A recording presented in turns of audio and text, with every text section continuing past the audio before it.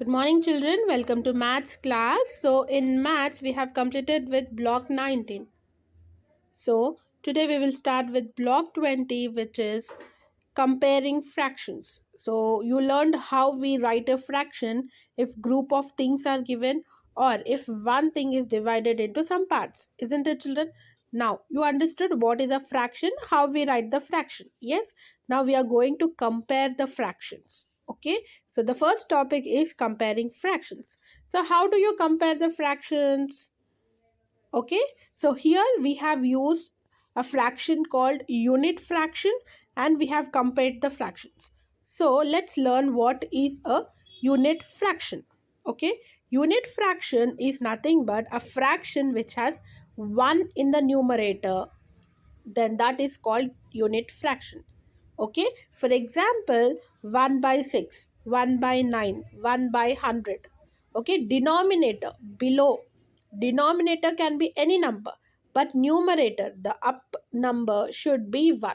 If the numerator is 1 and denominator can be any number, then that is called a unit fraction. Okay, so in this topic we are going to compare the unit fractions. Okay, children. So, first write this definition in your notebook along with the example. Then we will solve the problems. Okay. The first one is compare the given fractions and fill in the blanks with less than, greater than. Okay. So, when we are comparing the unit fractions, okay. So, unit fractions means the numerator will be 1. So, we need to compare the denominators. Numerators will be the same, 1 and 1. And if you are comparing with the denominator, the smallest denominator will be having the greatest value. Okay, the smallest denominator is the big number.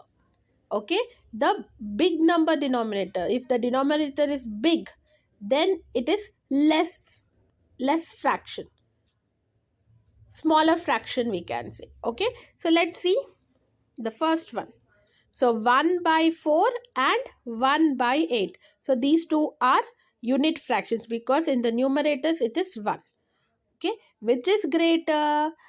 In which the denominator is less, that fraction is greater. So in 1 by 4 and 1 by 8, 4 and 8 you have in the denominator. So 4 is the bigger number, 8 is the smaller number in fractions, children, because it is 1 by 4 and 1 by 8, isn't it? So this is small actually when we write in the normal numbers, and 8 is the biggest one, but as this is the fractions, it is vice versa.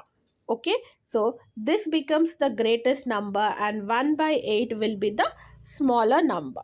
Okay, so 1 by 4 is greater than 1 by 8. Okay, let's see the next one. So 1 by 2 and 1 by 3. Here also both are unit fractions, isn't it, children? Because in both, in the numerator you have 1. So 1 by 2 and 1 by 30.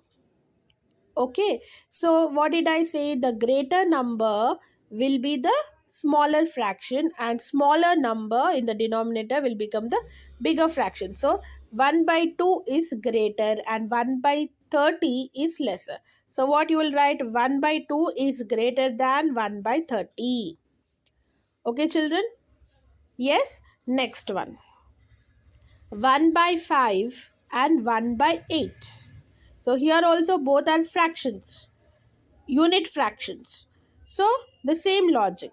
So the smaller number in the denominator, that fraction becomes the bigger one, and the bigger number in the denominator, then that fraction becomes the smaller one. Okay, so 1 by 5 and 1 by 8. So 5 is the smaller number, so 1 by 5 will be greater, and 8 is a bigger number, so 1 by 8 becomes the smaller fraction. So greater than 1 by 5, greater than 1 by 8. Okay, children, next one. 1 by 30 and 2 by 100.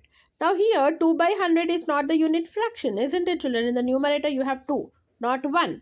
So what you will do is you have to now imagine. Okay, so let me show you. Children, the same figure, if we have divided into 30 parts, 1, 2, 3, 4, 5, and it continues. The same part is divided into 100 parts, then it will be very, very small, isn't it, children? Like this, very small. So this one part is colored. Here the two parts are colored. So which is the greater? 1 by 30 is the greater, isn't it? So 1 by 30 is greater than 2 by 100. Okay. Actually, we have to do that. But in unit fraction, you can simply logic follow the mental math and you can do it. Or if both the fractions are unit fractions. Do remember, children, this mental math, this you can only implement on the unit fractions, not on the other fractions.